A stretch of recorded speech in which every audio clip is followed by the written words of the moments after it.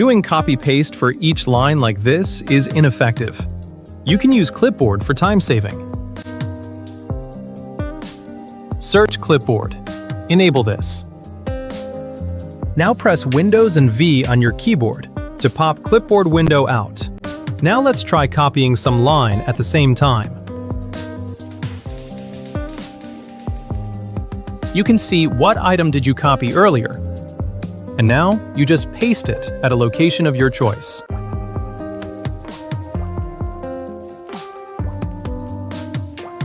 Also, you can pin the item, so if you turn off your system, the item won't disappear. You can also clear your clipboard so it doesn't get too full. This clipboard also has max saved items, but I don't really remember the number. So that's it. Hope it helps. Sorry if it doesn't. Thanks for watching.